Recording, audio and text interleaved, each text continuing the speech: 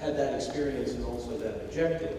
Secondly, then, once we've decided why diversify, what strategies are appropriate and important? And here, of course, the largest question that many of us try to grapple with is this distinction between horizontal or enabling environment type activities and vertical activities, picking winners, if you will, or trying to select sectors. There's an implicit, almost objective in the title of the session to look at, quote, products and services. One of the key questions we ask ourselves is that really something we want to be doing? Or should we be trying to look for ways of defining opportunity sets and allowing the private sector to pick products and services?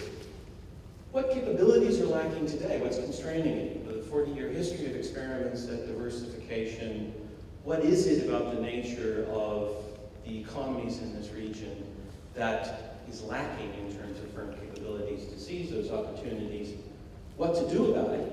How to begin to relieve those constraints and build those capabilities? And then a very important question, what sort of process should we have in place to do that? In particular, what feedback mechanisms and methods of decision-making would help to identify whether the state is succeeding or failing to succeed in its objectives? So let me run through each of these, and I'd certainly encourage any member of my group who felt that I'd omitted something or, in a sense, inappropriately characterize what we discussed to pitch in and also try to clarify on that. This, I think, was a particularly interesting part of the discussion because it raised some issues that were not raised yesterday and which I think are actually well worth thinking about. We certainly talked about the big three. The fact that there is volatility in global markets and that, as one of our participants put it, the global market can't fully take care of that volatility. And I think we've just seen a demonstration in the past 18 months of a good reason why to be worried that simply holding financial assets in the rest of the world may not be the complete answer to the question of dealing with the volatility of the price of oil and energy. There is the issue of exhaustibility or technological obsolescence, if you will, of the resource, which again suggests that one should be thinking about the future, even in economies like Kuwait and Qatar, which have abundant resources and therefore which do not face as binding a time constraint as, say, Oman and Bahrain. And there's the employment objective, both the objective of creating quality jobs for Qatari nationals or nationals of the region, and particularly in those economies which are labor scarce, like Qatar, in linking that to a feedback to the education system and to the incentive system. That is that while it's perfectly possible to think of Qatar hiring every Qatari national in the public sector far into the future, given the size of the population, the size of the public source sector, and the size of the resource, is that desirable? Does it limit the ability of people to develop new skills? Does it limit the ability of society to understand and import new ideas and technologies? Is there a benefit, and we believe there is, to having a vibrant private sector that both creates opportunities for learning by doing and opportunities for knowledge acquisition, and signals to the education sector that are not uniquely determined by the demands of the public sector? And we thought this was a very important area.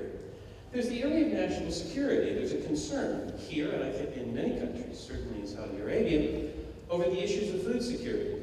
How does one deal with that? And does one try to diversify locally or diversify globally, but nevertheless, to what extent does one want to be simply subject to the market and subject to, in a sense, the whims of others with respect to both technology and food security as part of the national security process?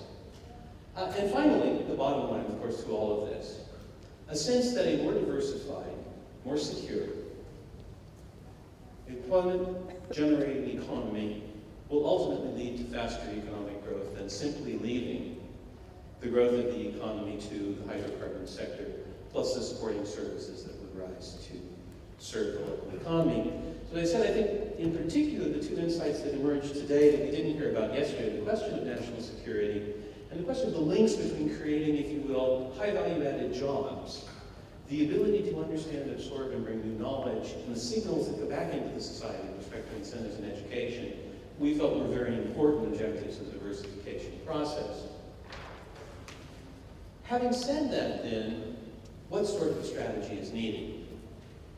Here, I think we still, as a group, and probably within the room have a wide spectrum of opinions as to where one comes down on the debate between trying to be very specific in selecting sectors, products, service opportunities, as opposed to creating an enabling environment. But I think we came to a consensus on three important things.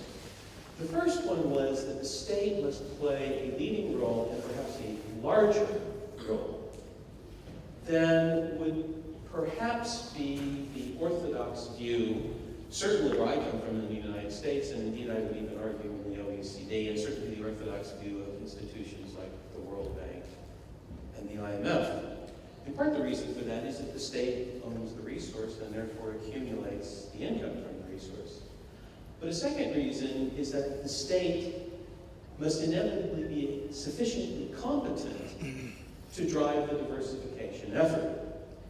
So, investing in the capability of the public administration, investing in the capacity of the state, and recognizing that the state will have to make key decisions, whether it's with respect to creating the enabling environment, investing in infrastructure, diversifying among foreign and domestic assets, or investing in education and knowledge, is a key recognition of the centrality of the need for a high quality and accountable public administration in pursuing the strategy. The second is that there's a need for focus. Whether or not you believe that if you build it, they will come, because the public sector cannot do everything it needs to begin to try to focus and to sequence its interventions in a way that makes sense.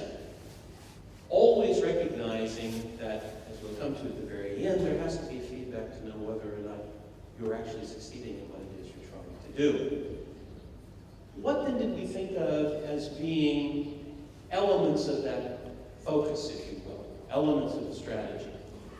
The first one we characterized as exploiting current comparative advantage, and here we link to some of the ideas that came from the energy group. We noted that, particularly in the context of this society, the existing hydrocarbon sector has a large number of activities, both upstream and downstream, which are vertically integrated, that have the potential to become areas for private investment, private competition, and activity. And one question focusing is, why isn't that taking place? What could be done to encourage, if you will, the unbundling of some of the vertically integrated processes? What could be done to begin to identify, perhaps coupled with investments in knowledge activities, new areas for services or for physical inputs that are related to the hydrocarbon sector? Second area is what we might call latent skills. That is, are there some competencies within the society that haven't expressed themselves in business activities today, but that might, in the near term, begin to throw up some new areas of activity, some new ideas, some new investments? And these are largely, we believe, based in the areas of science, technology, and the investments in education that are currently being made. Where are the possible spin-offs? Is it in solar energy? Is it in water supply and desalination or other forms of water generation activities? These are areas where the government may choose to try to focus some of its attention in order to begin to tease out a latent demonstration. My friend Ricardo Hausman calls this self-discovery. I can relate to that because I'm from California. We're all into self-discovery in California. But it's the notion that it's very difficult as a government, or indeed even as a firm, to know what you're going to be good at in a new context and in a new setting. So in a way, what one tries to do is focus both the incentive structure and investments and activities, if you will, on making it easier for people to discover what they're good at, what their latent skills are.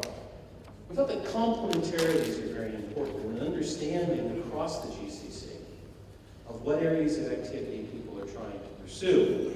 Question: is it conceivable and possible for Dubai, for Bahrain, and for Qatar all to have a financial center? If it is, ought they to subspecialize in certain areas of activity? We felt certainly that at least you needed an awareness of what others were doing if you were going to begin to focus your own strategic efforts on new lines of activity that would not compete destructively with those of your near neighbors.